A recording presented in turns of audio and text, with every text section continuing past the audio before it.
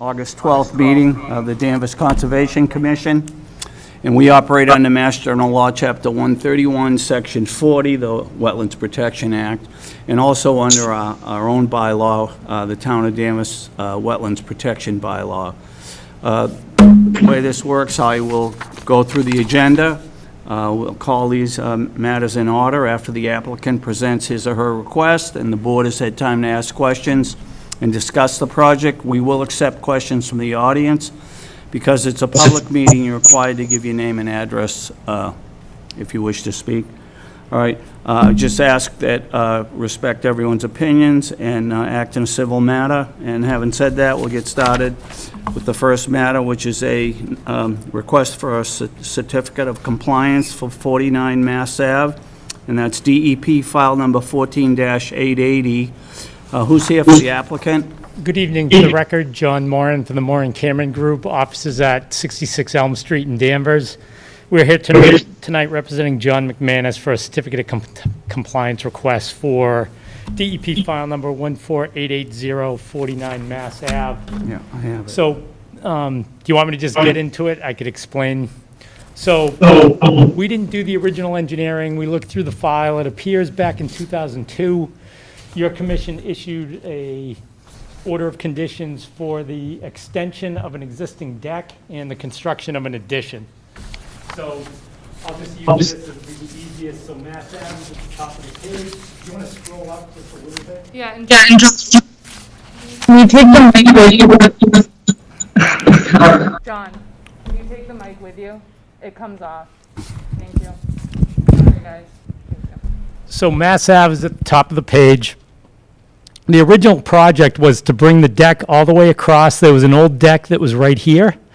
They proposed to fill in this niche right here, and then they were going to have an addition that came across, back, and then back to the house. So when they built the addition, it appears what they did is they actually didn't come all the way back. So they're approximately 4 feet further from the river or the brook than what was approved. However, they did add approximately 10 feet onto the addition on the westerly side, but it's the side furthest from the brook, so it should have actually no impact to the brook itself. The site's stable. It's all lawn, all the way back to roughly the top of the slope associated with the brook. There was a condition in the order that there was some landscape debris that was back on the brook bank, and it appears that was cleaned up. There was a requirement under the order. Other than that, we're more than happy to answer any questions. All right, well, staff went out there yesterday, is that right, Georgia? That's correct. And what'd you find? Everything according to, as John had put it, and also in the photos, just natural leaf debris. And I had noted to the commission, I actually was able to talk to the new owner and just explain to him what was prohibited. Don't put your landscaping back there. And he understood, so. So when he understood that he can't do what? That when he mows his lawn, he can't take the lawn clippings and just dump them behind the shed. They need to go in a bag, which he actually already had done and showed me, which was great, so. All right, questions from the board? Sure. Do you think you could point out like the 35-foot line or like Not on there. approximate it? I know there's no lines on here, but if you could give like a ballpark. Yeah, and the reason I couldn't approximate it, Oh. some of the members may recall or may not recall, the plan that was submitted with the order of conditions appeared to be, looked like a mortgage survey plan, and it didn't even show the brook. Why was that? Why wasn't it a regular plan? So I don't know, it may have been because the work was so minor. The commission at the time didn't require a real detailed engineered site plan. But the brook itself is roughly, probably about 15 feet, 10 feet down the slope. So the 35 is probably roughly right about in here. And then The 50? the 50 is probably, actually I can even tell you. So your estimate is you're outside the 35 and the 50? Is that right? Yeah, let me, I have a 2-scale drawing right here.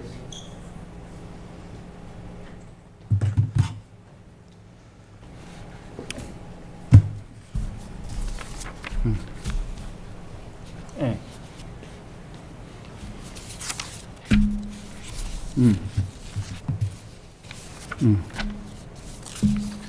Yeah, exactly. The 50 roughly comes across right in here. Okay, cool. Before we go any further, just for the record, I did take a roll call, but Should we? Chelsea King is here, Michael Splain is here, I'm acting chair today. Our chair is attending a wedding for his son, I believe, Peter Wilson. Ann McGill is here, and I believe Vanessa Curran has joined us virtually, is that correct? Yes, I'm here. All right, thank you. I just wanted to make that clear. All right, please go ahead. That was all I had. That was it? Yeah. All right. No, I have nothing else, nothing more from staff. I entertain a motion to issue a certificate of compliance. I'll make a motion to issue a certificate of compliance for 49 Mass Ave, DEP file number 14-8, is it 808? 880. 880, okay. It's different on each page. Yeah, it's okay. For 880. Motion's been made. Do we have a second? Second the motion? All in favor? Aye. All right. Vanessa? Yes. Yes. Okay. Thank you. very Good luck. much. Thank you. All right, the next matter is 161 Elliott Street, request for an extension on an order of conditions from Davenport Yacht Club. I did speak briefly with staff on this, and do you want to just speak to that, Yeah, Georgia? is there actually anyone here for the applicant before Is there anyone here? No. is there anyone here virtually for the applicant? I would suggest we continue the item to the end of the agenda. All right, you want to, all right, we'll do that. Let's move that down to the end, and let's move on to item number 3, which is 40 Riverside Street, DEP file number. Do we have a number for that? We do, and I also want to note that the agenda in front of everyone is incorrect and that the applicant's name is wrong. Mr. Manuel will correct that. I believe that Rich MacGyver is correct, and there is a DEP file number 141367. 367. Okay, good. All right, and so 40 Riverside Ave, DEP file number 14-1367. Who is the applicant and who's here for the applicant? Good evening. My name is Bill Manuel from Wetlands and Land Management at 100 Conifer Hill Drive in Danvers. And the applicants are Richard and Rachel MacIver. They are in the back Yeah. row. And they own the property and live at 40 Riverside Street. And they would like to raise the existing house and then rebuild a new one. Bill, just, do you know why the applicant is, staff, do we know why? That's just a clerical error when. Oh, not a previous owner or Nope. something? No. Okay, great. I'm just making a note on here. Thank you. Go ahead. Bill, we actually would prefer if you could point out on the, maybe I'm just putting this so the folks here can at least see, I outlined the existing. We see it, yeah, but we probably see it better up there. Yep. So this is the property, 40 Riverside Street. There is a lot of lines on this plan, but the existing dwelling has a hatched outline. And I am following that hatched outline. There is an existing garage right here. The Crane River is at the top of the plan, and it has a seawall basically along the entire width of the property. The 35-foot no disturb line comes through the property just like that, and the 50-foot no build line is this dash dot dot line right through here. So you could see that most of the existing house is in that no build and no disturb line. Yeah. The Is there red a previous, Bill, is there a previous order of conditions on this? Property? Not that I'm aware of, yes, so there was. for the house. Yeah, not with the house, with the seawall and a repair of the stairs, which has been closed out. All right, thank you. What we propose to do is outlined in red.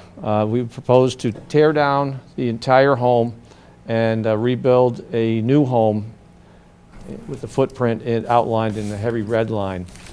Now, the resource areas that we're concerned about here are, we have basically a seawall coastal bank right along the river. The site is encumbered by the FEMA floodplain, and that is elevation 10. So we have buffer zone to the coastal bank. We have riverfront area from the Crane River. The entire site is in riverfront area. The entire site is only about, I think it's 67 plus or minus 100 square feet. It's a very small lot.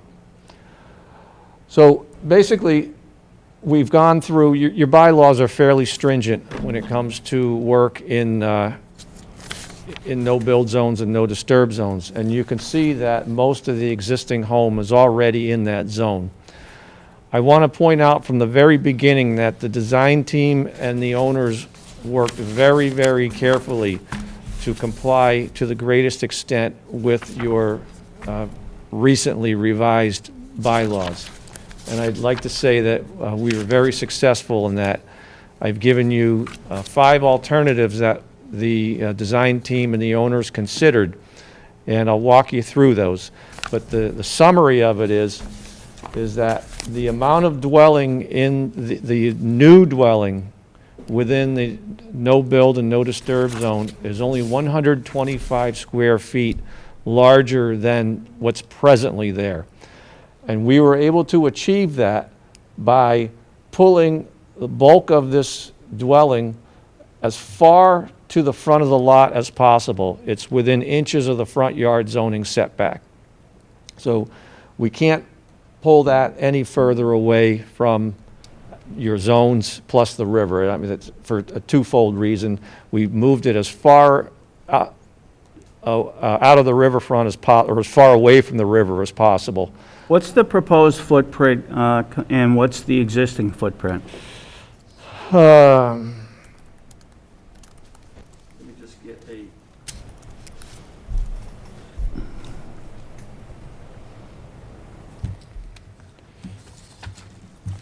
So there's a lot of numbers involved with this because your bylaw has very strict percentages. The total structure, house, deck, patios, et cetera, is, let's see if I got this right, is 1,054 square feet Existing. existing. And the total, I'm sorry, I just lumped number, and so the total house, deck, porch proposed is 2,030, but the bulk of that has been moved outside of the no-build zone. And so even though the house is bigger, what's in the no-build, no-disturb zone is only limited to 125 square feet larger than existing. But you're doubling the footprint almost. But we're allowed to double, what we're allowed to do with your order of conditions, we're allowed to work outside of the no-build zone without a waiver. No, I agree. Yep. And is there a net decrease or a net increase of the structure being within the 50 or 35? Yes, the net increase is, well, in the 0 to 35, the net increase is 12 square feet. Within 0 to 50, the net increase is 125 square feet. And So we worked very carefully. If we were able to match that number, if we could come in within 125 square feet, we wouldn't even need a waiver. right. But what would happen is you'd be, taking a plan that is a well-designed architectural plan and start carving feet off it for the sake of trying to make up 125 square feet. And I think when I get through my presentation, you'll see that the design team and the owners have worked very carefully, and that's why we've asked for the waiver of the 125 square feet. It does comply with the criteria that you've outlined in your bylaw. I might as well just go through those numbers. The 0 to 35 zone, your bylaw allows a maximum of a 10% increase of structure, and we come in at less than 1%, less than 0.5%. Your bylaw allows up to 20% of increase of structure in the 0 to 50 zone of all the area on the lot, and we come in at about 2.7%. So we're compliant with the standards that you've established in your bylaw. All right. I'd like to walk you through the alternatives that we've also considered, because that's a very important part of the commission being able to consider a waiver. All right. The first alternative, and probably the one that we first saw, was frankly, it was a larger home. And that's when we really had to get down to nuts and bolts and start drilling down and say we have these environmental constraints. The larger home had all of the amenities that the owners would like, but it ran afoul of your recently enacted new regulations. So we discarded the larger home. Okay, on that first alternative, it says the owners endeavored to match the current house size as close as possible. In what respect? In square footage? In what respect? If we could have matched, like I said, if we could have matched the house size, we wouldn't have needed a waiver. So that was sort of the first thing. Can we match the house size? And after all the design and moving things forward and trying to get farther away from the river, dealing with the FEMA requirements on the lot, because we have to raise the living space above the FEMA zone, we just couldn't match the same square footage in the no build and no disturb zone. The second alternative was the one that we eventually landed on, and it's the one we're discussing this evening. The third alternative was to improve on the same footprint. And you'll see in my discussion, that's very difficult because, you know, with the FEMA requirements, if you increase the value of the existing structure by 50%, then you're required to update to state building codes with respect to being in the floodplain. That would have required raising the existing house, putting existing foundation under, and renovating an old home. Frankly, that just wasn't cost effective, so we rejected that alternative. The fourth alternative was, can we design a house that's fully compliant and outside of the no-build zone? And here's that no-build zone line. So basically, this box here would be what you get. And that would be about 50% of the size of the existing home. So that wouldn't even be worth it. So with the small lot, unfortunately, the lot's only 6,700. That's a significant constraint. And we just didn't have the excess area outside the no-build zone line to fully comply and have something that was an improvement over what you have right now. And the fifth alternative was don't do anything. Right. And now you have an older home that continues to deteriorate, and it doesn't provide the amenities that the applicants are seeking. So we think we've done a great job here. We do need that waiver for the very small increase in the work in the no disturb and the no build zone. It is compliant with the waiver criteria that you've outlined in your regulations. We've provided the alternatives analysis that you require in your regulations, and I have a very lengthy discussion in my submittal about how this project is compliant with all of the performance standards for the pertinent wetland resource areas, as well as it comports with all of the interests that you protect in your bylaw. So we hope you look favorably on our waiver request. How do you enter the property now? Is it going to change? No. Can you just show that? There is a paved driveway that basically extends from the property line. It goes across the front of the garage to about this location and then goes back to the street. There's a small grass strip here. You can see now this gray area is the extent of the new paved driveway. Basically, it's an exchange. There's a grass strip now on one side. There'll be a grass strip on the other side. Otherwise, the same. Yes. All right. Any issues with runoff, water discharge off the roof? Just No, the yard's pretty flat right now, and so anything that comes off the roof via gutters is just it gets discharged out onto grass or out onto the driveway. That's what's going to happen in the post-development condition. all right. Questions from staff? Or from, But one other thing board? before you go to questions. Yeah. I met on the site with Georgia yesterday, and she asked about, what about walkways and such from the front door out to the back?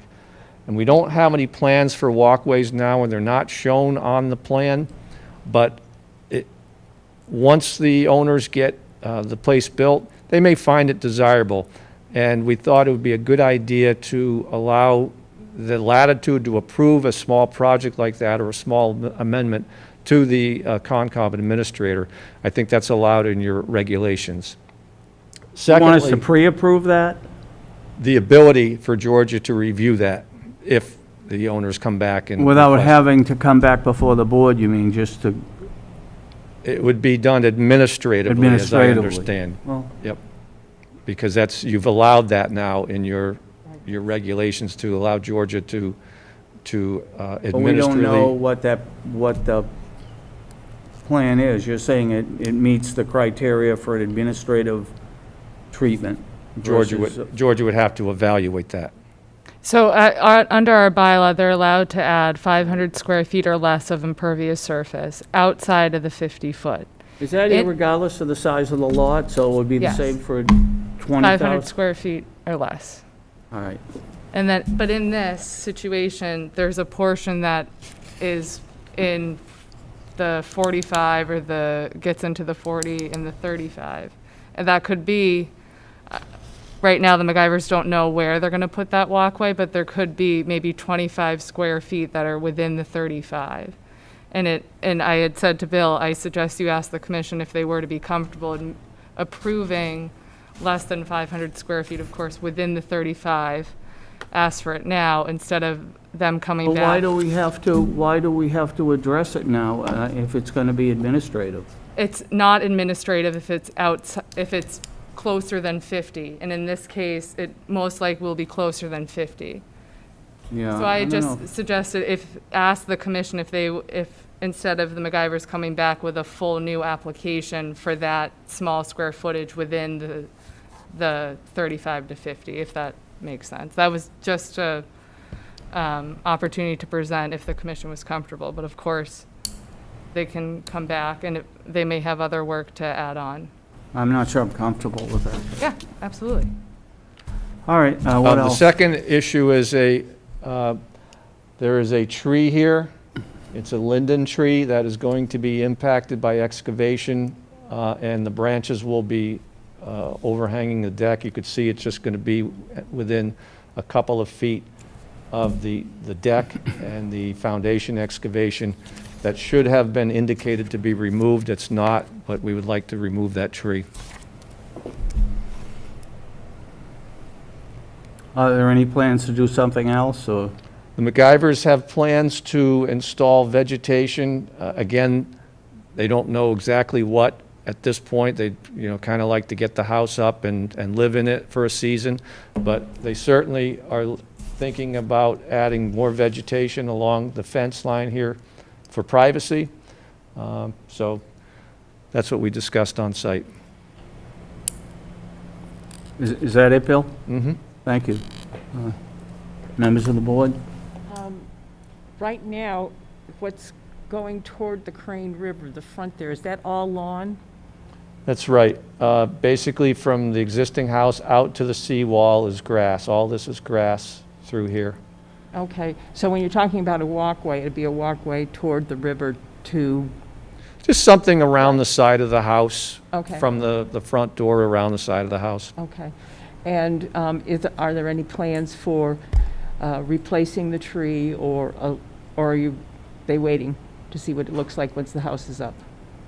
I think it's a pretty sure bet that there is going to be vegetation along here, so yes, I could say there's plans to compensate for the removal of that tree. Okay. All right. Okay, thank you. When you say walkway, what would the material be, do you think? Like, would it be like paved or just a dirt road or Well, a dirt trail? The walkway's kind of taking on a life of its own, which Just curious. really didn't intend to happen, but, I mean, the worst-case scenario would be a 4-foot strip several feet long that probably would be impervious, Okay. but we don't know that yet. When you say several feet, you mean like 3 feet, 6 feet, 9 feet long? Going. We honestly don't have any plans for a walkway at this point. Yeah, all right. Let's talk about, let's talk about the waiver on the 125. I mean, is that, I don't have a problem No, with that. I don't have I'm a just problem with saying, that, no. Based on the presentation. It seems like they did But everything they could to pull I it don't know away. that I don't know that I would want to pre-approve a walkway when there's just, we don't really know anything about it, but is that something you want to push on? Or you want to, no? No. No. Absolutely not. All right, Vanessa, did you want to have some questions or comments? Yes, thank you. I have a couple of things. So the existing house, I'm assuming, does not have a basement? Do you have a basement? The existing house does have a basement. Okay, so what's the plan for demolishing or filling that in? Well, the home gets demolished, and then the basement would have to be backfilled with clean earth. It would have to be structurally backfilled, and that is to, backfill in lifts and compaction, because as you can see, a portion of the new foundation is over the existing footprint and would be over the existing basement, so that has to be backfilled properly so that it can support the foundation. Okay, and so are the concrete walls or the foundation walls of the basement, are those going to be left in place? No, they're, I'm assuming they're all going to be just demoed, 100% demoed. Yeah. Yeah, so it's apparently CMU blocks, cinder blocks, and they'll all be taken out. Okay. And then the new house does not have a basement, correct? I believe it has a slab under it. Yep, it has a slab, but the foundation has flood vent openings. That's to make it flood zone compliant? That's Yeah. correct. Right. Okay, and then I personally would be fine with Georgia administratively approving a future walkway, but is there one now on the front of the house? Are you talking about adding one in the back later? There, as I recall, there is a walk to the front door from the Okay. driveway, almost from the street out to the front door. And then presently you open a gate and you walk, there's a walkway down the side of the house to the existing deck. But again, I don't want the walkway to take on a life of its own here. It's just something we kicked around on site, and it, but anyway. So the one that you're talking about that's not, because it looks to me to the right of the proposed driveway going to the front porch, there is a walkway there on your plan. That's correct, right? So the one that you're talking about, a future walkway, would be in the back of the house. We Down to the we river. envision that it might come off the porch or, down the steps and off the porch and wrap around the house like that. But there are no plans anywhere at this time for that walk. Okay, but I personally would have no problem with Georgia administratively approving that. That's just my 2 cents. Okay, anything else? No, I'm good. Nope. All right. Anyone in the audience wish to say something? Want to identify yourself and your address? Stand up, please. Carol, you gotta go by the mic. Go to the mic.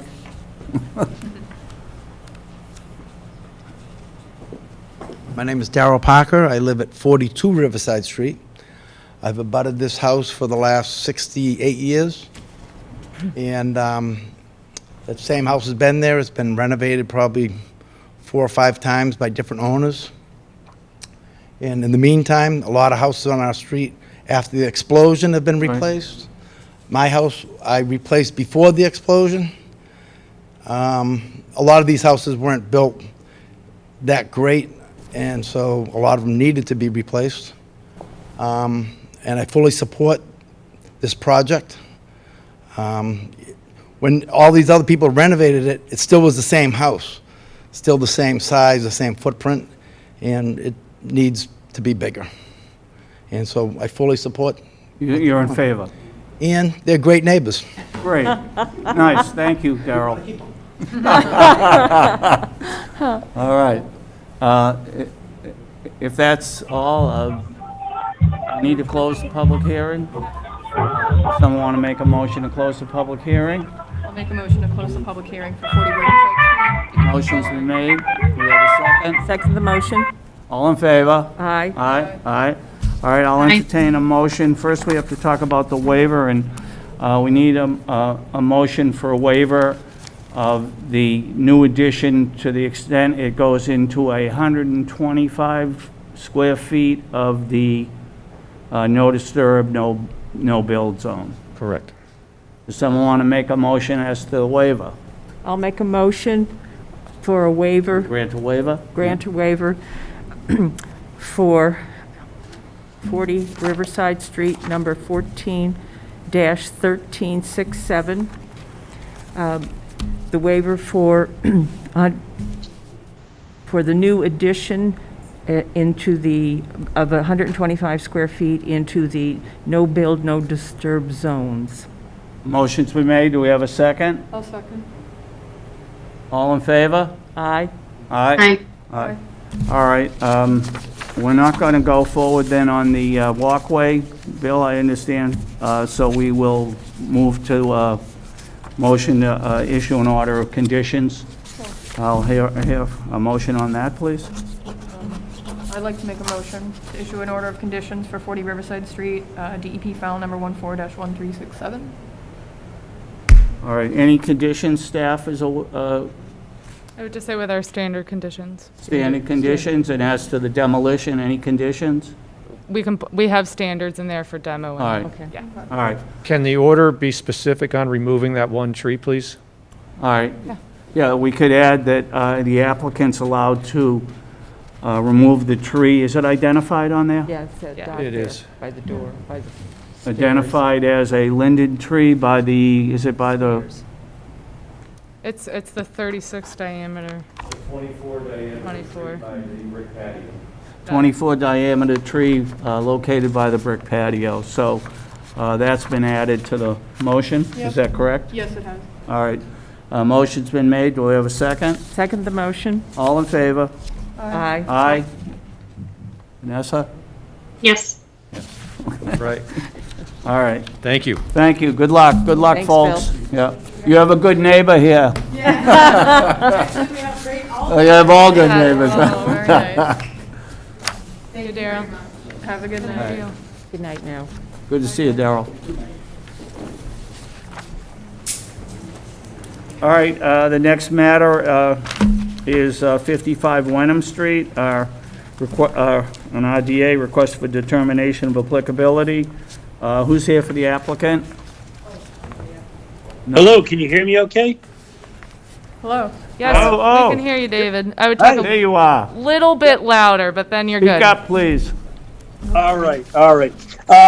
So my name is David Cowell. I'm a senior wetland scientist with Hancock Associates on behalf can't of really the hear applicant. I know, give it a second. Sorry, David, we can't really hear you. We're just gonna give you your mic to get acclimated on our end.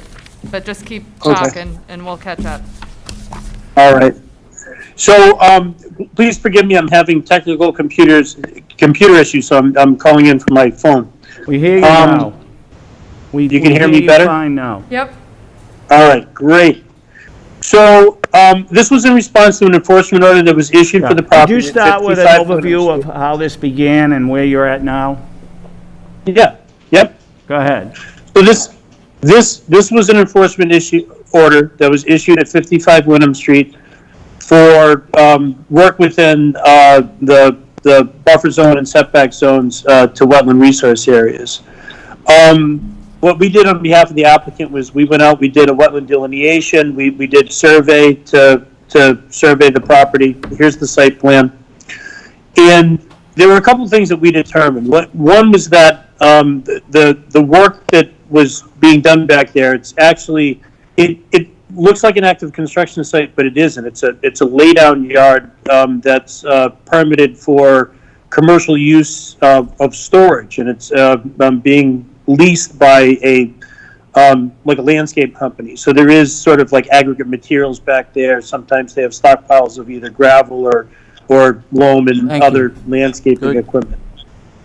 The other thing we determined was that the extent of alteration that was done out there was existing non-conforming. It was done prior to enactment of the local bylaw that established the setback zones, but it was also done in the 1950s prior to enactment of the Wetlands Protection Act. By talking to the client and looking at past aerial imagery, it supported the case that there wasn't any alteration or, the limit of alteration out there. There's a stone riprap retaining wall that was put in the 1950s, and the wetland occurs at the toe slope of that riprap slope. So what we did is we prepared an operations and maintenance plan. Excuse me, what are we although looking at here, Georgia? Sorry, David, I'm just going to, you can't, David, can you see what we're looking at? There should be a plan up on Yes. the, Yep, yeah. So if I you can just, see it at a small scale. and David Fields, if you don't mind zooming in just a little bit. And, Sure. What part of the site? Just the whole thing? Zoom yeah, in? is there any way you could Yeah. drop on David Fields on your screen, the bottom view of on Teams, if you could just make it full. I'm getting all picky out here, but all the boxes Yeah. on the bottom are, No, we walked to the The side. the bars that are here on the screen, yeah, I don't know if we can lose it. those aren't actually on my screen, it's just on the presentation. Oh, God, okay, then I'll fix it. That's my fault. But, sorry, David Cowell, the chair had asked what they're looking at here on the plan, so if you could explain that.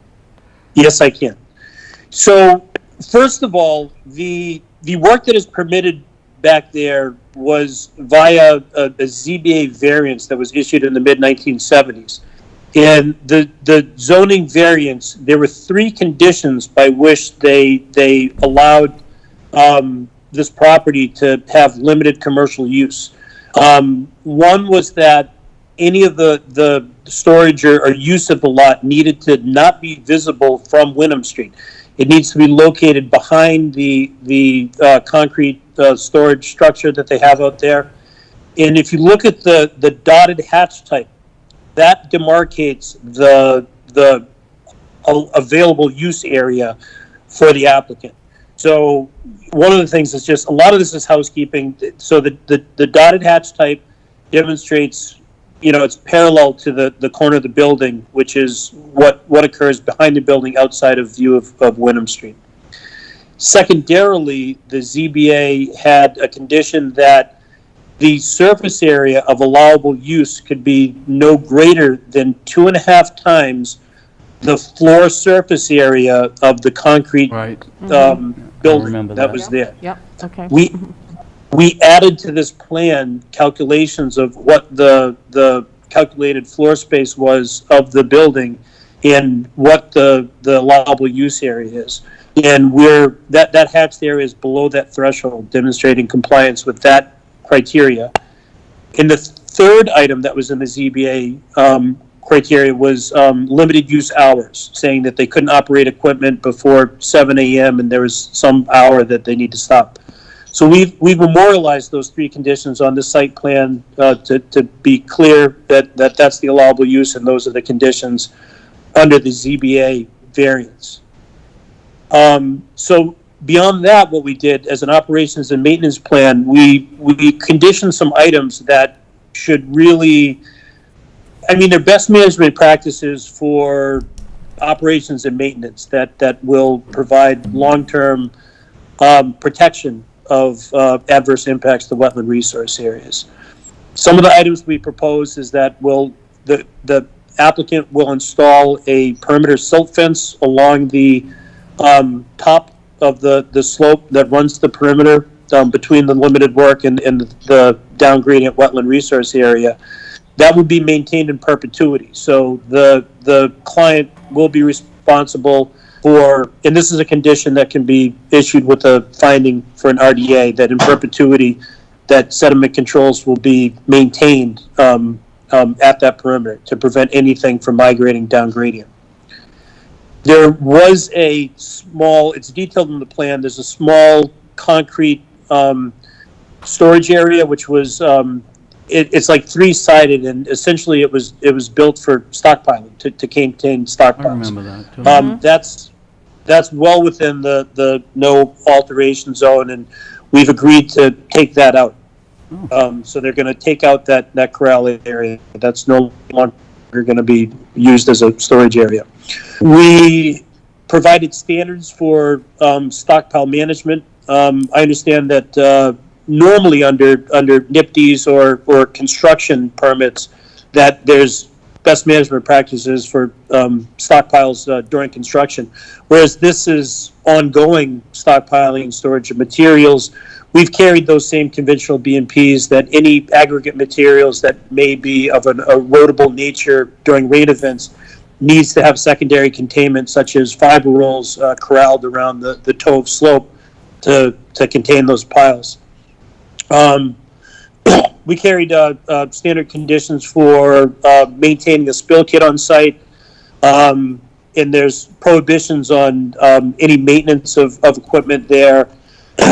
I don't think that they're overnight parking trucks or vehicles back there. They may be, but it prohibits any refueling there. It prohibits any maintenance of vehicles there on the property. And it maintains spill kits to be available on site in the unforeseen, case of hydraulic fluid leak or something like that, where they can respond to it quickly. I think that's it in a nutshell. If you care to look at the conditions, if you zoomed into the notes on the right margin of the plan, those notes carry all the conditions for operations and maintenance that we would adhere to moving forward, just to maintain best management practices for the site. So with that, I'd be happy to take any questions from the Could Conservation you just touch Commission or on members of the public. some of the more important aspects of the plan of operation? What was that? Could you just touch on some of the more important aspects of the what are you calling it, an operating plan? Yeah, that's what I just reviewed. All right. Well, I guess I'm not grasping. So everything you stated, like removing the concrete, the ongoing plan, to ensure compliance. Yep, you're looking at it. So that is what's written on the site, and some historically, and this is typical in operation maintenance plans, sometimes you would envision a thick report or a narrative saying, all right, this on this date, you're going to do this, you're going to do this. The operation maintenance plan they have provided, this is a typical and acceptable plan you would see with notes on the side. And really, if anything, that's better. It's a one-stop shop concrete right there. Not only is that the actual condition right there, but everything on the left is relevant to what's written there too. All right. And you've reviewed this, Yes, yep. and you're satisfied it's adequate? I had noted in the memo to the board, and I don't know if David touched on it, but so they are proposing signs around the whole perimeter along the bank. Oh, yes. Yep. Noting no snow storage.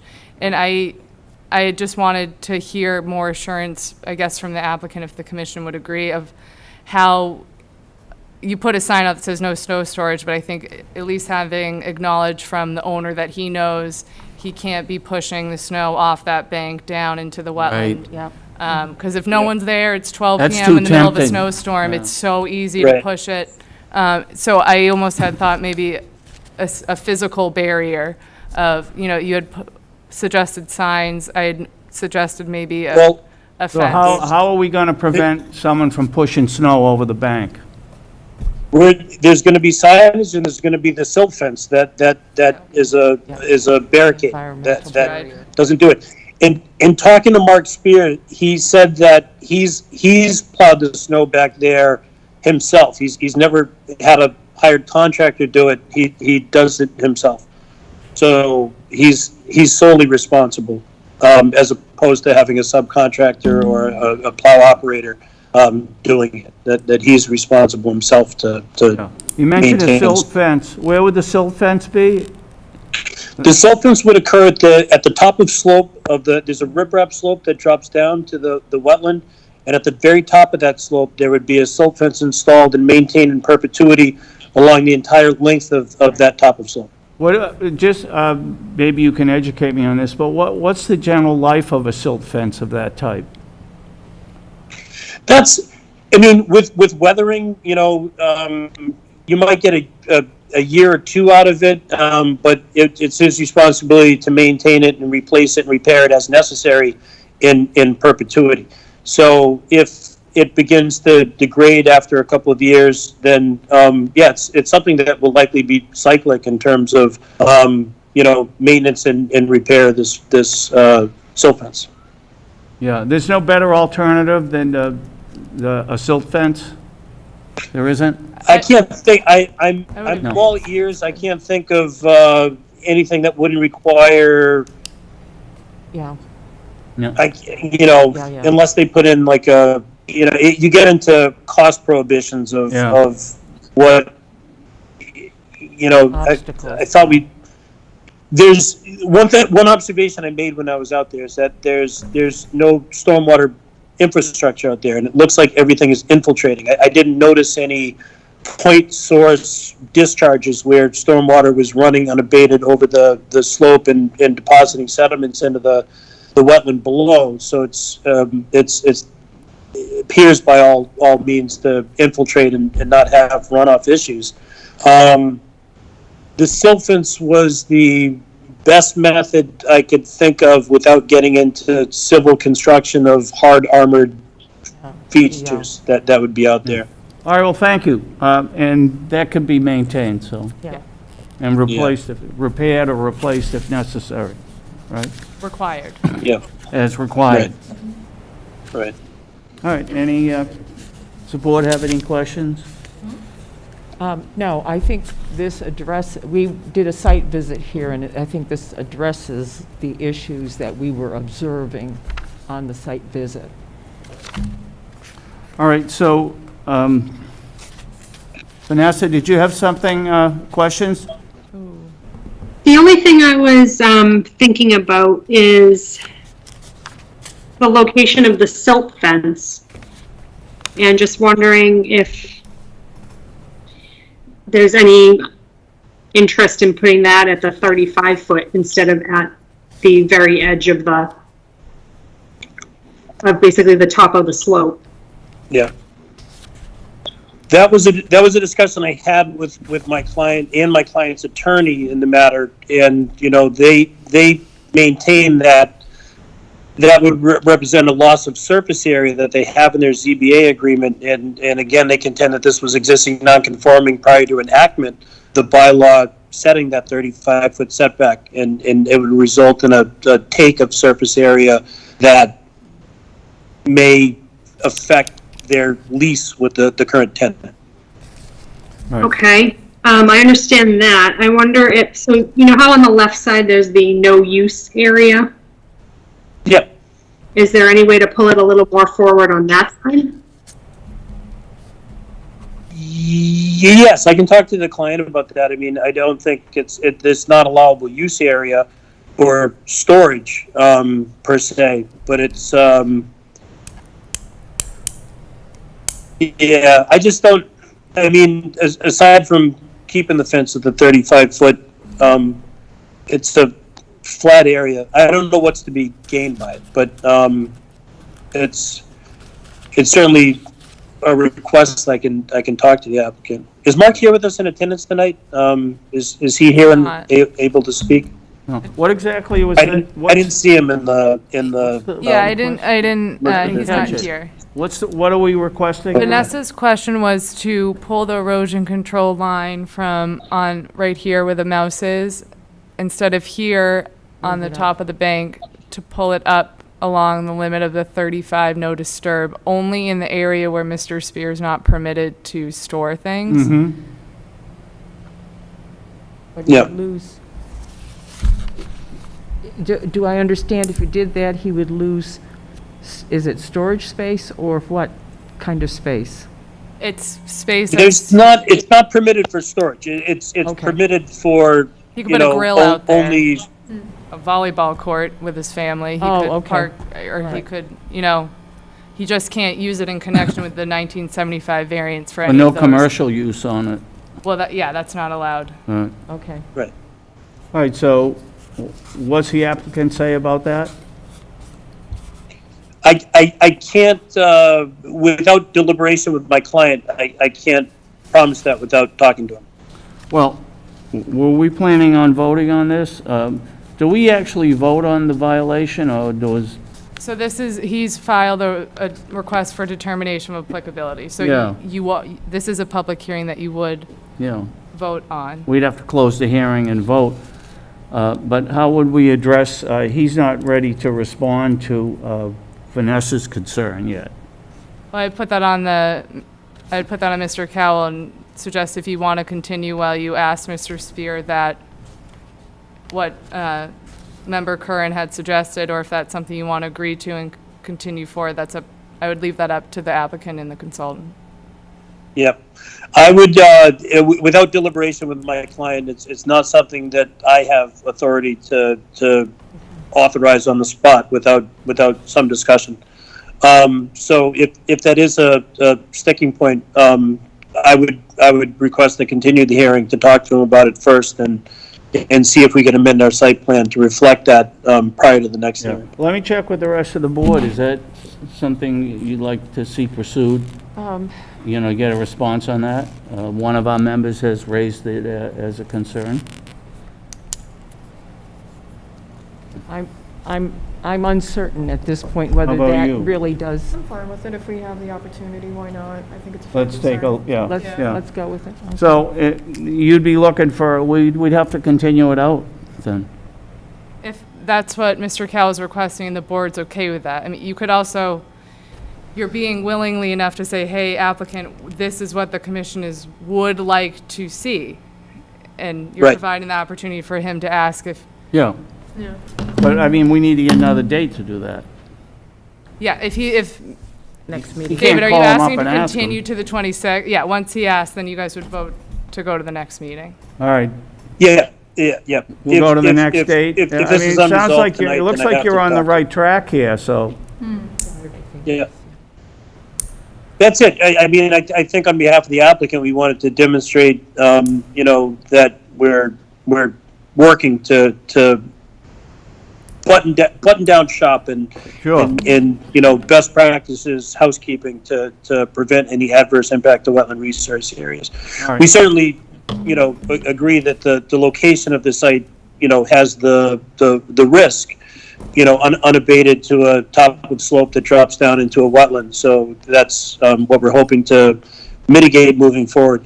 And we'd ask that the operations and maintenance plan is held on public record in perpetuity with us agreeing to these conditions, and at any future date, if an abutting neighbor makes a phone call and finds that he's not complying with it, then it would be, reason to issue another enforcement order if he doesn't comply with the conditions we've agreed to. All right, thank you for the presentation. Before I entertain a motion to continue, I see Attorney James is here, and you're here as a neighbor or as a, I am Kevin James, 39 Wenham Street. I am a butter. I am here not as an attorney, I am here as an abutter. Very good. The board had initially started with Mr. Cowell, good afternoon, regarding of how this whole matter started. The matter started probably about early 2018, in which Mr. Spears, 55 Wenham Street, had parked landscape and construction vehicles to the southeast border of his property. And like I said before, when I was before the ZBA, he took his operation as far from his family's home and put it as close to my home and my neighbor Lisa Rizzo's home. So what had happened was we'd start our day, whether it be a Monday, Tuesday, or a Saturday or Sunday, with the idling of trucks for half an hour. I went over against good judgment. I spoke to a couple of his tenants and didn't get any response, albeit they were friendly. I just didn't get any response. They said they needed to run these trucks. It's part of the diesel maintenance of a truck that they have to run them for time on end. I finally spoke to Mr. Spears, who I had a good relationship prior to 2018, and spoke to him with regret, saying, you know, I'm sorry, you've been a great neighbor, but this has to stop. I think that every time I called him, he probably put down the phone with zero intention of doing anything about my We don't know concerns. that. Okay, so finally we went and we had to petition the ZBA. Okay, so Mr. Cowell would like to think that this just started with an enforcement letter. That is not accurate. This started with a whole 2018 on to up to 2020 buildup of just complaints from neighbors, not just myself and Ms. Rizzo, but also people across the street of continuous noise, vibrations, and so forth.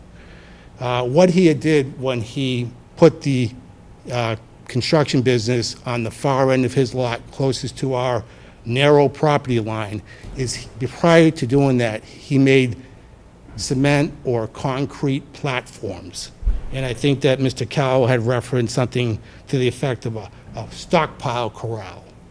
It's the best of my knowledge that those are still there, but certainly it is with fact that the vegetation and trees that he destroyed are not grown back, obviously. Okay, so he intruded two essential platforms into the southeast borderline of where his property ends and my property starts. That is irreparable, permanent damage that exists to today. And I think as a condition to a return to compliance, that he replaces those trees or does some remedial action as it relates to the damage that he did. Okay, the 7/9/2020 violation, item 3, says removal of pervious coverage and natural vegetation. Okay, so they would like to limit and put us into or behind the barn as to the damage that they did there.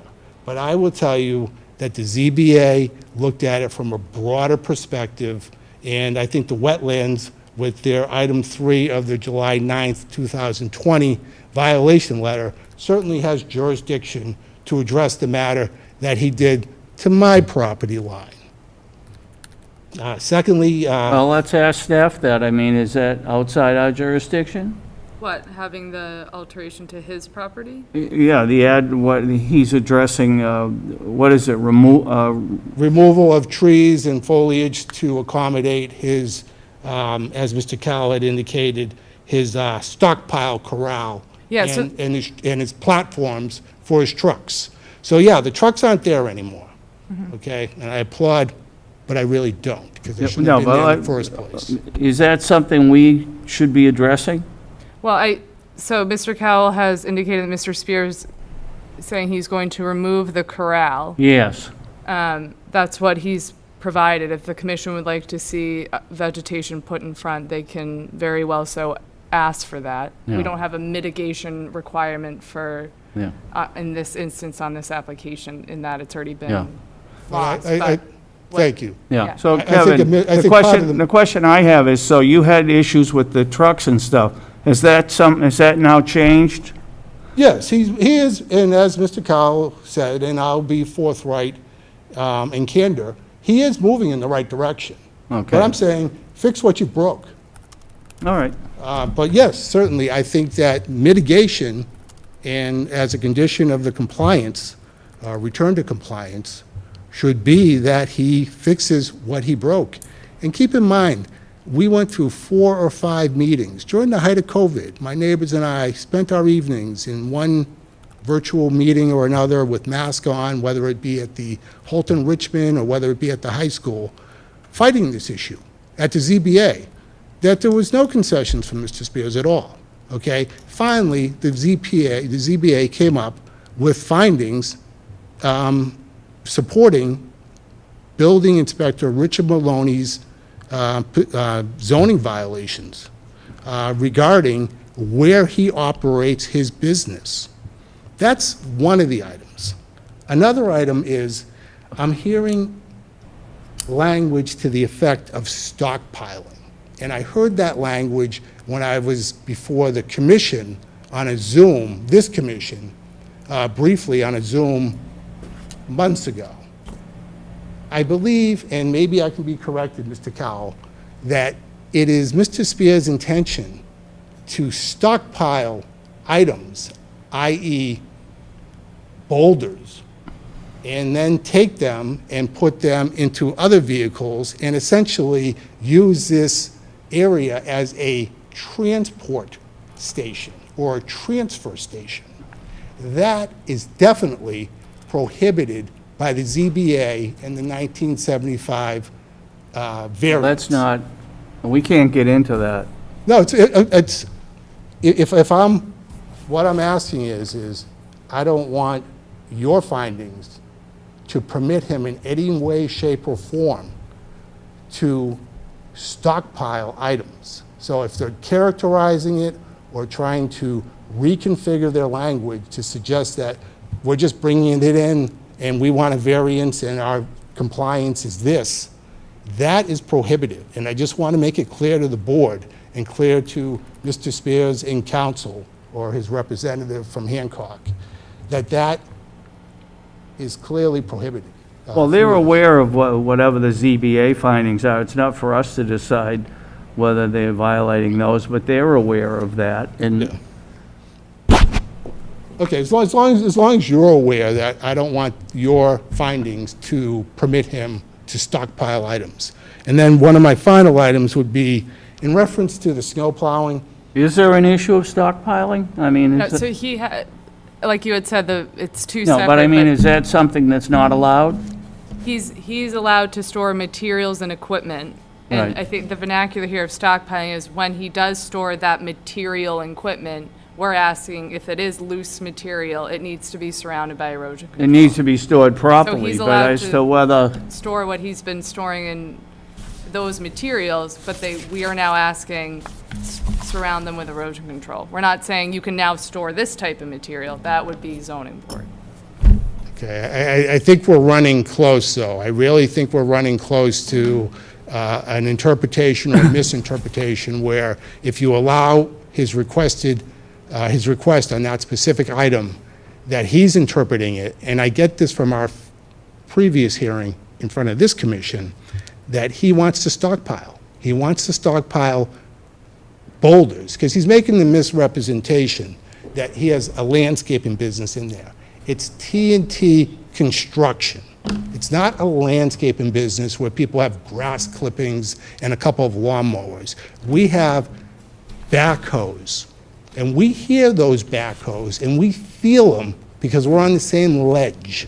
So I think that they're trying to set it up where they walk out of here like they did in 1975 with an ambiguous finding and an unpoliceable finding, and then they go ahead and start their business, and then we're here a year and a half down the road fighting you guys or fighting for an interpretation, clarification of what should have happened.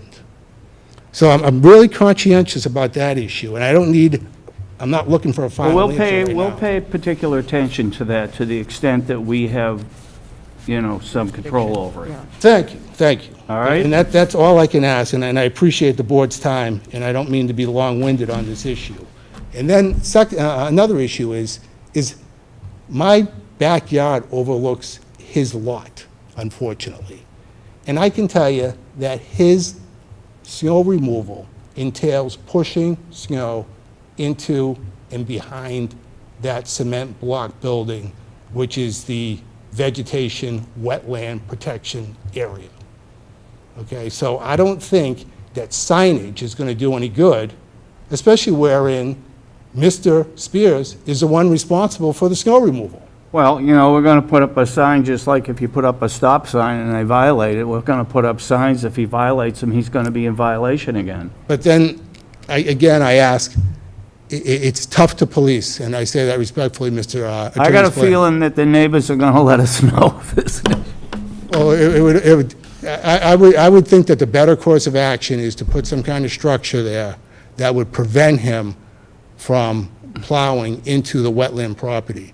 We have seen, and I'm going to let Ms. Rizzo speak, but we have seen the property destroyed, okay? We have seen our neighborhood altered by this gentleman's conduct. We have seen the environment damaged, the wetlands, as well as vegetation, and as well as trees. And we have seen a total disregard for any regulations from Mr. Spears. And we would like it to stop. And if this matter is going to be continued, I would ask that all issues be held in abeyance and we have a second hearing as I think the board is inclined to do. But I'm going to conclude, and I'm going to let Ms. Rizzo. What we're going to do now is entertain a motion to continue, so he has time to discuss with the owner issues that were raised by this board, and I suspect some issues that may have been raised by you at this point. Thank you. Thank you. Thank you, everybody on the board. Thank you. All right. Okay, she's going to speak. Did you want to say something as well? Go to them. Hi, good evening. I'm Lisa Rizzo. I live at 37 Wenham you. Street. I've been there for 29 years, and in 29 years, I've never been able to see from my property to that barn, and I can now.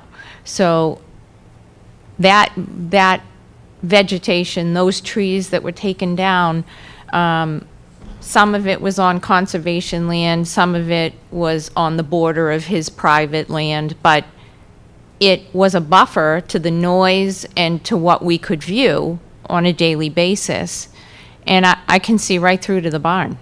And so I request that, that some of that trees, vegetation, either be planted, replaced. It's not just aesthetics. It really buffers the sound, and there's a Right. lot of sound.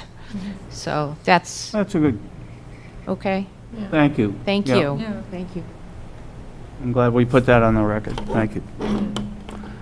All right. If that's all, Move to continue. if that's all we have, do you wish to have a continuance? Did we ask Vanessa for her? Yeah, but, yeah, Vanessa's already chimed in. It's one of the issues Vanessa raises, the reason we're going to look for a continuance, Yes, as well actually. as items that have been raised from the audience. Yeah. All right, so do you want us to entertain a motion to continue? I'm talking to the applicant now. You're on mute, David Cowell. Can you hear us? Yeah, he's on mute. Give him a second. Okay. We don't hear him. Sorry, go. I don't know how I There you ended up go. on mute. All right, so you're looking for a Yes. continuance, correct? Yeah, that'll give me time to consult with my client and, And David, you heard the comments from the audience, yeah, so you can discuss those with your client. yeah. Very good. All right, the board will entertain a motion to continue to our August. next date, August 26th. August 25th? 26th. 26. 26. Okay. I make a motion that we continue 55 Wenham Street, number 02-2021, as a continuance to August 26th. Motion's been made. Do we have a second? I'll second. All in favor? Yeah? Aye. Um, I'm sorry, but I apologize. We're in the middle of a motion right now. It conflicts with my All in favor? Aye. Aye. Vanessa? Yes. All right, motion's been made, the matter's continued. And you can come on Zoom too, excuse me. Just I want to address Mr. James. You can go on Zoom and take part in this, correct? Actually, yeah. Yes. Yeah, that works. Comments can still be submitted that way. I'm seeing my kids off to college. Oh, They're out of state. bring your laptop. Right. I'm going on vacation when I leave here, and I'm bringing my computer because I have 3 matters on Zoom, Kevin. All right, thank you, David Cowell. We're all set. All right, thank you. I'll see All you. right, let's, I'm sorry, she's been talking, Okay, we want to continue the public hearing for Carroll Way. yeah, so it's been continued. The next matter is 4 Carroll Way, and I understand the applicant has asked for a continuance? Yes. Do we to, need a motion for that? Yes. Yes, Even though they asked, okay? right, yeah. All right. You're agreeing. Motion, I'll entertain a motion on 4 Carroll Way for continuance to our next public hearing date of the 26th of August. I'll make a motion to continue the public hearing for 4 Carroll Way, DEP file number 14-1300 to August 26th. Motion's been made. Do we have a I second? second the motion. All in favor? Aye. Aye. All right, now, item number 6 is the continued administrative discussion, Whipple Hill subdivision, DEP file number 14-1270. Good to see you both. Thank you. Take care. Bye now.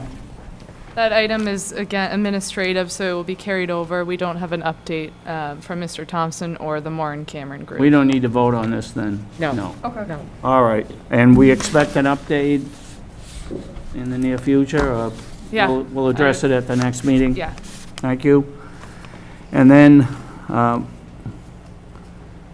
I thought we were going to address our, So we Our- have our the, the changes. bylaws. yeah, so we can talk about the we have one agenda item, the yacht club. I know they are planning on coming, so I'll leave it up to you, Mr. Chair, if you want to address the bylaw continuation. changes.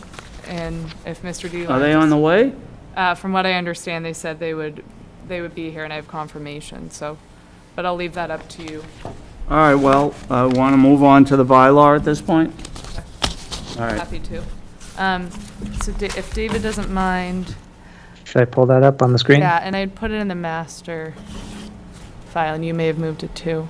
So the board, again, this is administrative right now, not a public hearing, just more of a conversation we had started 2 meetings ago. So last year, when we had changed, we did a big bylaw overhaul. The commission adopted a new bylaw and regulations they had drafted.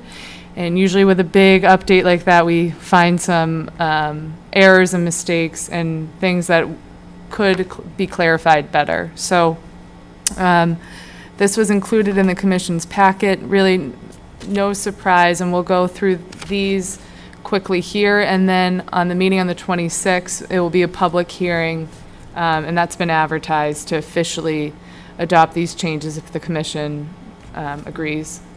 So the 2 first changes we're going to see is just this administrative change of clarifying the definition of the 35 no disturb and the no build. Right now it says the no disturb is from 35 to 50 feet, but it really should be 0 to 50 feet is the no build definition. So that was clarified.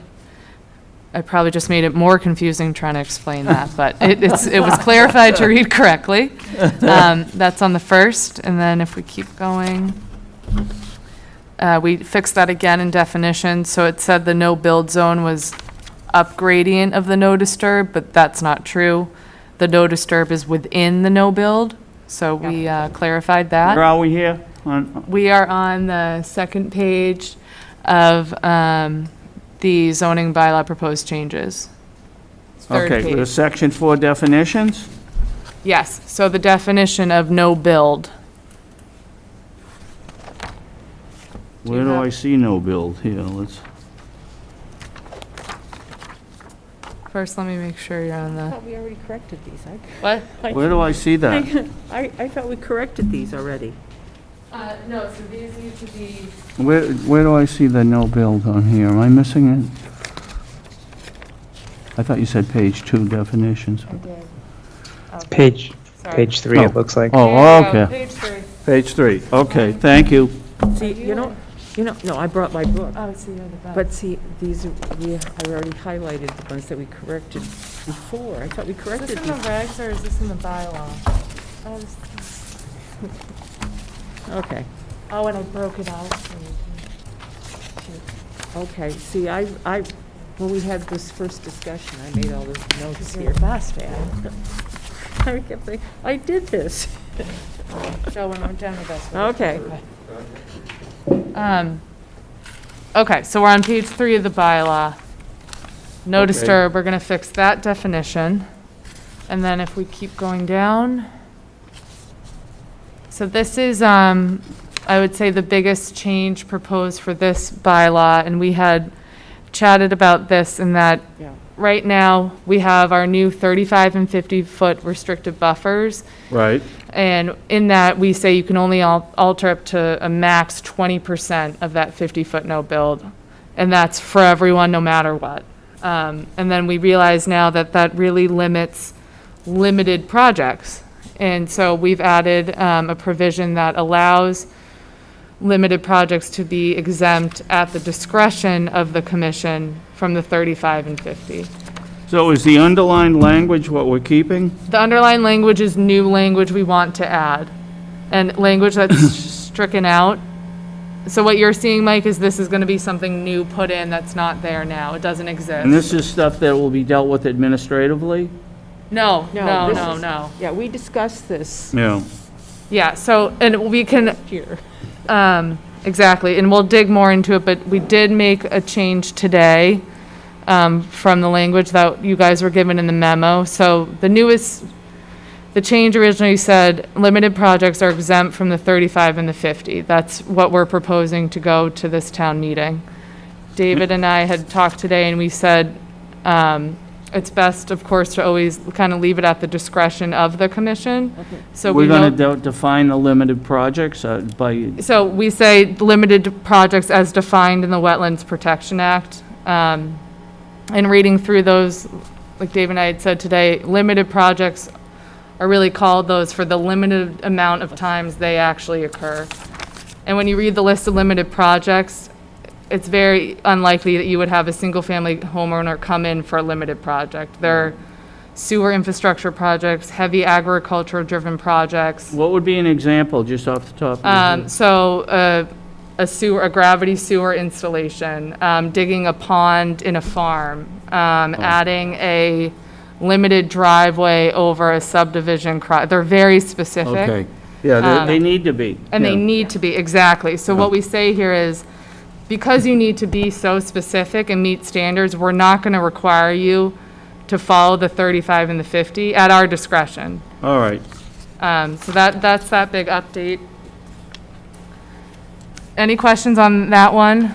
Just that applicants are encouraged to avoid the 35 and 50 to the greatest extent possible. What does that mean? So we say here, although you're not required to meet that 35 and 50, again, at the discretion of the commission, but at least show us that you've tried to adhere to it as much as possible. All right. All right. All right, David, if you want to scroll. And then there are 2 new additions here in the minor activities. So this would be things that are allowed administratively that the commission approved.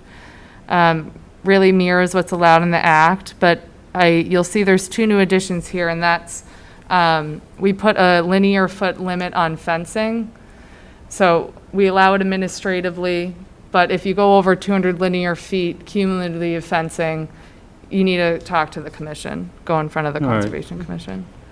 And I had also added in there, just based on calls and inquiries I've gotten, for removal of limbs of trees that aren't necessarily a hazard, but more of something they would like to see removed and would, benefit their quality of life, but not a hindrance. So I added a provision for that of allowing it in situations where it's not providing shade and important habitat. Okay. Any questions on that? I think we're good. For some reason, there's a big blank space. I'm working on fixing that. Here we have just adding in certificate of mailing. That was unfortunately deleted by accident on the last update, so we're just putting it back in.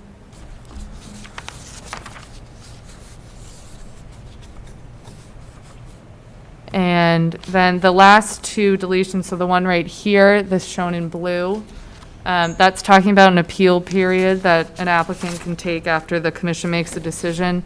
That was written incorrectly in our last update, and based on Attorney General and Council recommendation, we're just going to strike it entirely. So we're going to delete it.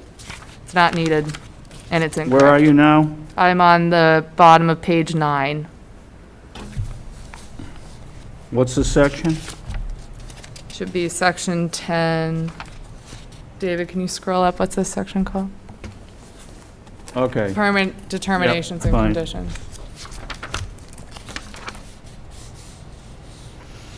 And then our last one, Was that 630 days? no, it was 60 and then 30, but it doesn't look like that. That's funny. All right, David, if we want to scroll, we'll get our last one.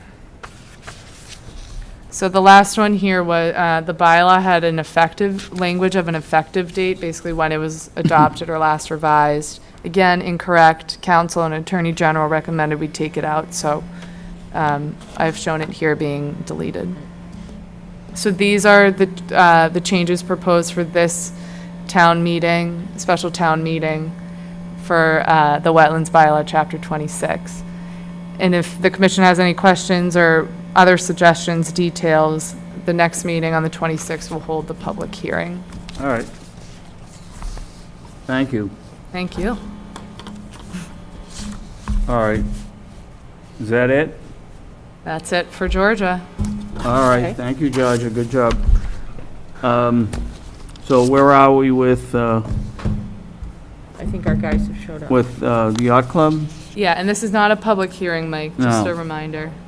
They're looking for extend a year, right? Yeah, so the yacht club has an active order of conditions, and they have requested to extend it for 1 year. And under our bylaw, you're allowed a one-time, 1-year extension. So did you want to say something? If you don't mind going up by the mic, just say your Over to the name. mic, identify yourself.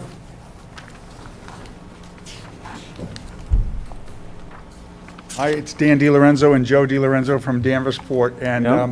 yeah, we've applied for a 1-year extension. We got our permit from the state for our dredging in the fall of last year. It was really too late to get a contractor going for last year. Sure. So we are asking for an extension, and it looks like we'd be able to start in November of this year. That's the plan. And then you could do it. You could get it done within that Yeah, allotted it's going to time. be a short process. Yeah. All right. Staff? Yeah, so I just wanted to note to the commission, if they do extend, that would go until October 25th, 2022. All right. We need to vote on this, don't we? I would make that Yeah. motion. All right, does someone want to make a motion to grant a one-year extension? I will make the motion to And this is for extend- 161. I got it right here, yeah. Yeah. Okay. For 161 Elliott, DP file number 14-1312. I think we should be able to take our mask down when we're talking so it gets picked up. So I can read what Yeah, I'm would you seeing. do I'm that again? steamed up again, yes, Yeah. okay. Okay, where am I? I'd like to make a motion for order of condition No, extension. the grant an extension. Grant an extension to the order of conditions for 161 Elliott Street, Department File 14-1312. For a period of 1 year to what date, Georgia? It's going to be October 25th, 2022. For 1 year to October 25th, 2022. Thank you, Ann. Motion's been made. Do we have a second? I'll second. All in favor? Aye. Aye. Okay, Yes? yes. Oh, okay, good. All right. Motion's carried. You have your extension. We're all set. Happy dredging. All right. Good luck. Good to see you, Danny. Motion to close? Do we motion? Yeah, how about a motion are we done? No more old or new business? No? Nope. A motion to adjourn? Sure, I'll make a motion to adjourn. I second the motion. All in favor? Aye. Good, I'm driving down the Cape now.